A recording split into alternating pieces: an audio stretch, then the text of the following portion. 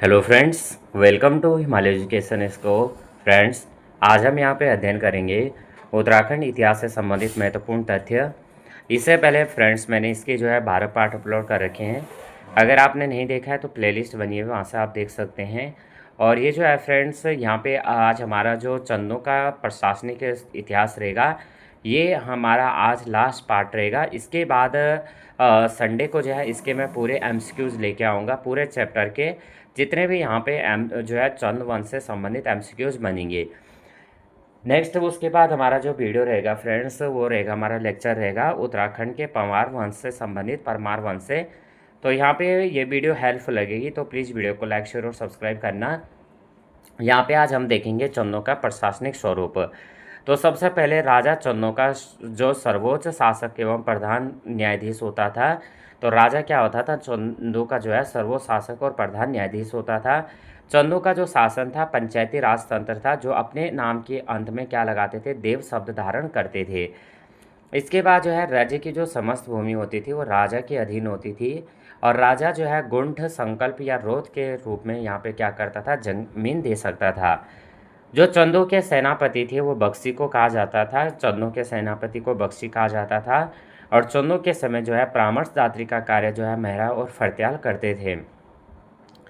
चंद राजाओं के जो दीवान थे वो जोशी हुआ करते थे, और शिवदेव जोशी, हरकदेव जोशी, ये सभी क्या थे, चंद राजाओं के दीवान थे।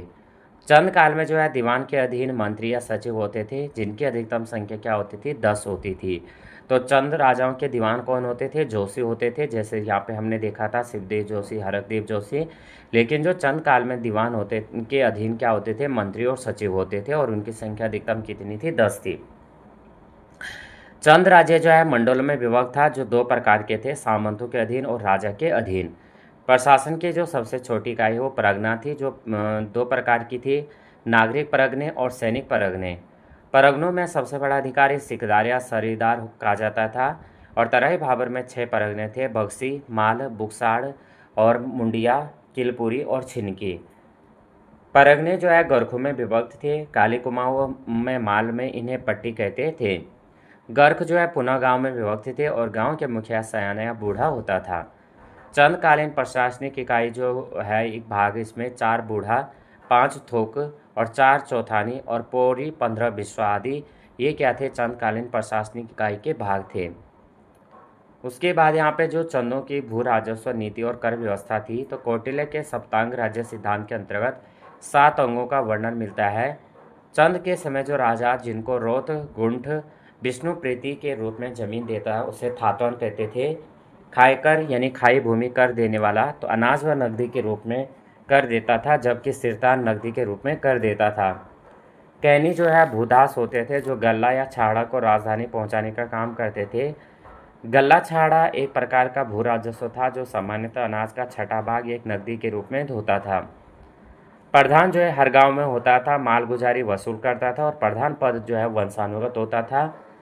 चंदों के समय 36 प्रकार के राजगढ़ थे, जिन्हें छत्तीसी कहते थे। प्रमुख जूलिया, सिरती, राख्या, मांगा, खेनी, कपलिनी, बेकर, कटक, उसके बाद टांडकर, मिझारी और साहूकर, रतंगलीकर, कूटकर, भेंटकर, कनककर, डालाकर, मोकर, भातकर, भागकर, नौवलीकर, रोलत्या, देवलाकर, बजनियाकर, घोड़ियालो और कमीनचारी, हिलियानी, अधुलकर, पोरीकर, और उसके बाद जो है बाजदार कर, औताली कर, कुकरियालो कर, शूक कर, जागरिया कर और चौबदार कर।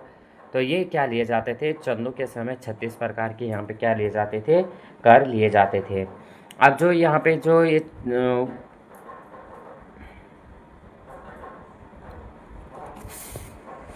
इसमें जो यहाँ पे ये जो कर लिए जाते थे, तो यहाँ पे जैसे यहाँ पे है जूलिया कर। तो जूलिया कर जो है फ्रेंड्स, ये लिया जाता था नदी पुलों पर लगने वाले इस प्रकार को सांगा भी कहते हैं। उसके बाद था सिरती कर। तो हमने देखा सिरती कर जो होता था नगद कर होता था, और ये जो है माल भावर व भोटिया व्यापारों से वसूला जाता था। उसके बाद जो था यहाँ पे, और ये जो सिरती कर था इसको सिरतान शब्द की जो सिरतान शब्द की उत्पत्ति से सिरती कर जो है उत्पत्ति हुई थी। उसके बाद था राखिया। तो राखिया क्या था, रक्षाबंधन और जनेऊ संस्कार के समय लिया जाता था। मांगा कर क्या होता था, युद्ध के समय लिया जाने वाला कर था। खैनी कपिलिनी कर जो था कुली बेगार कर था।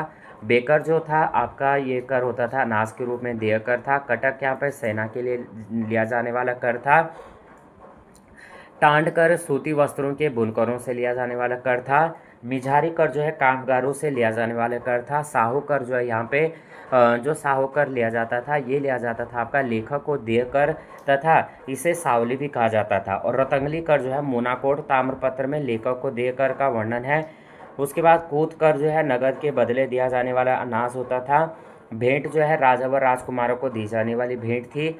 सिकदारी यानी सिकदारी या नेगी कर ये परगनाधिकारियों को दिया जाने वाला कर था।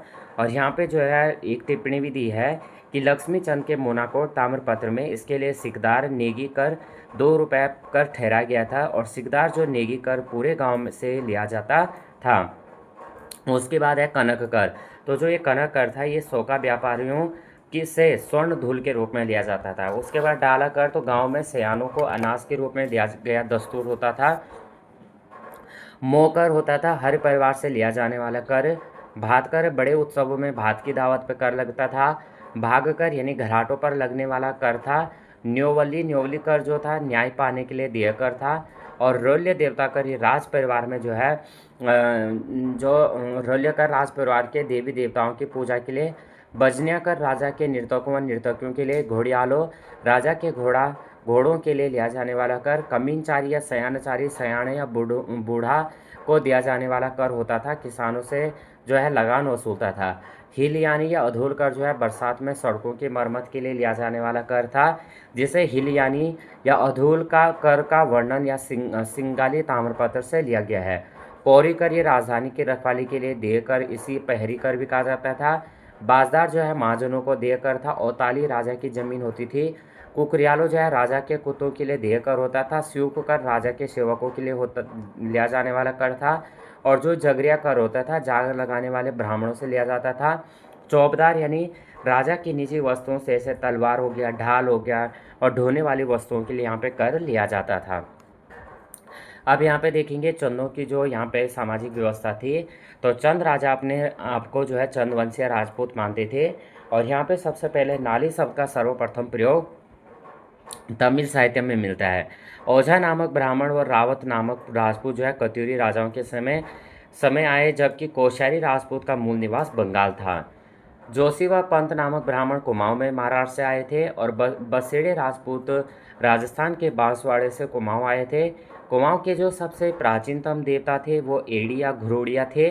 और कुमाऊं में ब्राह्मणों के 3 वर्ग थे चौथानी पंचबीड़िया खस ब्राह्मण जिन्हें स्थानीय भाषा में पितलिया ब्राह्मण भी कहते थे। उसके बाद यहाँ पे राजस्थानी ब्राह्मणों के लिए ताम्रपत्र में ठाकुर लिखा मिलता है। और कुमाऊं में उत्कीर्णा का नाम जो है सुनावर और टमटा कहते थे। जबकि कपड़े बुनने का कार्य जो है राजकोली करते थे। चंदकालीन धार्मिक जो जीवन स्थापत्य था तो यहाँ पे क्या होता था कि बैजनाथ के मंदिरों में लक्ष्मी नारायण का मंदिर चंदों ने बनवाया। चंद शासक के राचिन गाय था और ज्ञानचंद के समय गरुड़ राचिन था। बागेश्वर का जो मंदिर है मूलतः कत्यूरी ने बनाया था। जबकि बागेश्वर और बागनाथ का मंदिर जो है जीर्णोद्धार जो है लक्ष्मीचंद ने 1602 ईस्वी में किया था।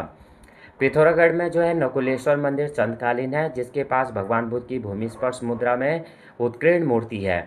मढ़ के जो सूर्य मंदिर है ये चंदकालीन जिसमें 7 घोड़ों में विराजमान सूर्य देवता की प्रतिमा है। और आसपास में जो है एक हथिया देवाल भी है। उसके बाद यहाँ पे उत्तराखंड के जो प्रमुख किले हुए चंदकालीन तो सबसे पहले किले का नाम और उसकी स्थिति और विशेषण है।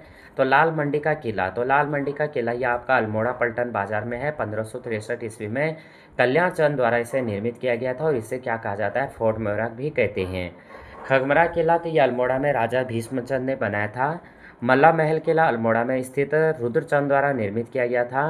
राजबुंगा किला चंपावत में सोमचंद ने बनाया था। नेथड़ा किला आपका अल्मोड़ा में गोरखाकालीन है। सिरमोही का किला लोहाघाट चंपावत में है। बाणासुर किला चंपावत स्थानीय नाम मारकोट था। गोला चौड़िया चंपावत में राजा गोरिल ने बनवाया था। और बैराट का किला काशी के निकट था।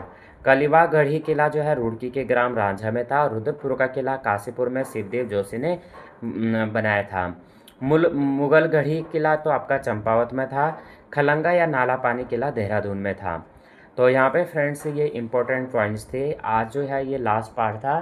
इसके बाद हम अध्ययन करेंगे नेक्स्ट यहाँ पे जो परमार वंश रहेगा। इससे पहले हम इसके जो चंद वंश से जितने भी एमसीक्यूज बनेंगे इन सभी का एमसीक्यूज का हम अध्ययन करेंगे। उसके बाद हम परमार वंश का अध्ययन करेंगे। ये वीडियो आपको हेल्पफुल लगी तो प्लीज़ वीडियो को लाइक शेयर और सब्सक्राइब करना। जय हिंद, जय भारत।